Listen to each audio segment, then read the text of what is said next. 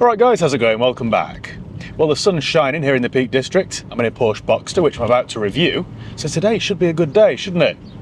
Let's get started. The Porsche Boxster's been around since the mid-90s, and it's the cheapest way of getting a Porsche on your driveway. It's the entry-level model. The Boxster's a small, mid-engine, two-seat roadster, and as I've mentioned many times, I actually prefer the Boxster to the bigger 911. And that's mainly because here in the real world, the Boxster's enough. You don't really need the 911. You'd never get the opportunity to test a 911 to its limits on public roads, so what's the point? I just think the Boxster provides everything that anyone should possibly want from a fun second car. You know, you could spend an extra £20,000 or £30,000 on the Boxster's bigger brother, but for what? A faster 0 to 60 time by a second? An extra 200 horsepower that you can't really put down in the real world? Why? Why would you bother? The model I'm in today is the 4th generation, known as the 718, and it ran from 2016 until today, until the present day. You can still buy a 718 Boxster. When this car was launched, it annoyed a lot of Porsche purists, which, let's face it, isn't a difficult thing to do. They're a strange bunch. But anyway, it did, because for the first time, they ditched the larger flat 6 engine and replaced it with this smaller, lighter 4-cylinder turbo. And the Porsche anoraks were horrified. You can imagine, can't you? I'm sure they gasped and spat tea out of their Porsche branded mug. But I'm happy to tell you guys, yes, this might be a smaller 2-litre turbocharged petrol engine, rather than a big 3.2 or 3.4 flat 6, but I honestly can't tell the difference. It feels every bit pure Porsche. Don't think that you've been shortchanged here, because you really haven't. This 2-litre turbo feels great. It's lighter, it just feels alive. It feels very, very peppy. Very peppy, actually. You see, it's a much lighter motor, this, which means the whole car's just got a lot more get up and go. In fact, while the road's nice and clear, let's press the sport button, see what difference that makes. You ready? Oh yeah. That's superb. First class. Let me rattle off the facts and figures then. So this 2-litre turbo produces 295 horsepower, which in the real world is known as the perfect amount. You see, any more and you just can't use it. You end up with something like my AMG GT where you just can't put the power down. Whereas this, you can use every last drop. I hate to ruin the ending of this video so soon, but I'm properly smitten with this car. Of course, it might just be because the weather's nice today, but I've really bonded with it. This car's capable of 170 miles an hour, and it'll do 0 to 62 in under 5 seconds, so it feels properly brisk. Let me tell you right off the bat then, 4-cylinder engine or not, this car is worthy of the Porsche badge, and don't let anyone tell you otherwise. What's really impressive too with this lighter, smaller engine is that this car's now capable of 30 miles per gallon around town and 50 on a motorway run. 50 miles per gallon from a 300 horsepower Porsche. The road tax is cheap too, at just £190 a year. This car's got an awful lot going for it. You could buy the Boxster with a manual transmission, which granted might be a little bit more fun, but this twin clutch PDK automatic is easier to live with. See, that was a 911 just there that we've passed, and there wasn't even a drop of jealousy from me. This PDK box is a terrific gearbox. It's nice and civilised around town, it creeps in traffic, but when you want to get a move on, it changes gear instantly. What's more, the steering's so precise, it's a joy, it really is. It isn't too heavy at low speed, so it's nice and easy to manoeuvre around town, but when you want to get a move on around some twisty roads, you know exactly what's going on beneath you. The whole thing just feels very balanced and composed. I mean, Boxsters always do, to be fair, because it's mid-engined, so the weight distribution is about perfect. Because it's mid-engine, that means you get 2 boots. Now that's nothing new for a Boxster, that's always been the case, but it is very handy. It just means this little 2-seat roadster isn't as impractical as you might think. One provides 150 litres and the other provides 125, so it's more than enough for a weekend away. Moving inside the Boxster then, I mean, it's not exactly a TARDIS, it's a small car this. You can't expect an awful lot of storage from it. This isn't like my Citroen Berlingo, for example. But there's enough, actually.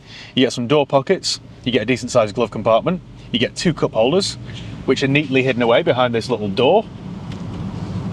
You get a very compact little ashtray here, which if you're a non-smoker like me, is just a handy place to store your AirPods or your airwaves. You get a nice soft armrest with some storage underneath for your phone or wallet. It could be worse. I think I could live with it. In terms of interior space, then I'm 5'11", and I don't know how I'd describe my build. I guess slim? Athletic? Anyway, I fit into this car like a glove. Mark Lebet, on the other hand, might struggle. One thing to point out, actually, the seats are lovely. Supportive, but also comfortable. Everything's within reach and everything's laid out sensibly, just as you'd expect from a German car. I also love how you still get physical buttons for stuff. It isn't too techy. There are a couple of minor gripes though. Take this for example, so this is the climate control panel. I don't like how there's no readout for the actual temperature. So it just says cold or hot.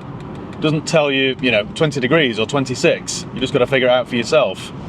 I don't really get that. I'd quite like to set it at 22 degrees, and right now I don't know what temperature it's set at. It's not a deal breaker, but I would like to know.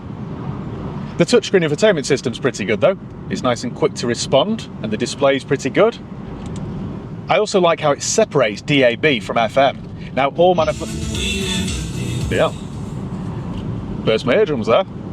All manufacturers should do this. Most these days lump FM with DAB, and it does my head in because quite often you can't get a DAB signal, especially out here. So you waste an awful lot of time while it's trying to search for a signal. So if that's the case, Porsche have you covered, because you just select FM, and then there we go. We've got show tunes with Elaine Page. You also get Bluetooth hands-free and Bluetooth media streaming, and the sound quality is superb. I must point out that in typical Porsche fashion, they've been a bit mean with the optional extras. So for example, on this particular model, there's no reverse camera, you just get sensors. And watch how you adjust the seat. There are no buttons, you just get this big, ugly lever. I don't really like that. I'd much rather have a button. And I've got half a dozen blank switches here, which is just a reminder as to what a cheapskate the first owner was. Overall, I don't really feel shortchanged because the quality is excellent. It really is top drawer. I also love the design of the steering wheel. Everything just feels solid, like it'll last for 50 years. I get in so many cars these days from so-called premium brands, and there are annoying creaks and rattles behind the dash, and this doesn't have any. Something else that's good is the electric roof. Now it only takes 10 seconds, so it's quite a quick operation, and you can do it while you're moving. I think it works at speeds of up to 40 miles an hour. And that's quite handy in this country because we're not exactly blessed with good weather, so it just means you can exploit every little gap in the clouds. Something I haven't mentioned yet is the styling, and that's completely intentional. And that's because styling's subjective. Everybody will have a different opinion. But in case you're interested, here's mine. I like the way it looks. I've liked all Boxsters, to be honest, since 1996 when it first came out. But it is a little conservative, isn't it? It's not very daring. With each generation, it just never really changes. I don't know if that's a good thing or a bad thing. It just tells me that the Porsche Boxster designers are quite risk-averse. It's just all a bit clinical, a bit sensible. I quite like the car's rear end though. I like that horizontal strip now which says Porsche in capital letters. I think that's quite cool. I also love these 20-inch rims. They really set the car off. I think they're stunning. But that is at the detriment of the ride quality because it is a little bit choppy. I mean, to be fair, that's probably what you want from a car like this. You want to feel all the bumps. And this is as sporty as you'd expect. It is great fun to drive though. Brilliant, in fact. So much so you forget that you're in the entry-level Porsche. It really doesn't feel like you've been a cheapskate. Far from it, actually. I'm still convinced, unless you have access to a racetrack, the Boxster is the one to go for. It certainly offers the best value for money. Used prices here in the UK for a used 718, which don't forget started in 2016, prices start around £27,000. For that sort of money, you're going to get one with around 80,000 miles on the clock. For one like this, done 34,000 miles, expect to spend around 32, 34, something like that. So it is quite an appealing proposition. As I've been driving this today, I've been talking myself into it. I know this is a High Peak Auto stock car, but I've been running the man maths. And in my head at least, it's making a lot of sense. One thing to point out though, you want to look for full Porsche service history. And if you buy one and you want to continue servicing it at Porsche, expect to have your trousers pulled down. Oil changes at Porsche are famously spenny. I suppose that's to be expected with a car like this though, isn't it? It is a premium brand after all. But on the bright side, all the other associated costs are surprisingly low. Well, anyway guys, I think that's about it. So thank you once again for watching. Make sure you give the video a thumbs up if you enjoyed it. Make sure you subscribe if you haven't done already. You can follow me on Facebook, Instagram, Twitter, and TikTok. I'll leave the links below. And yeah, I'll see you next time. Adios.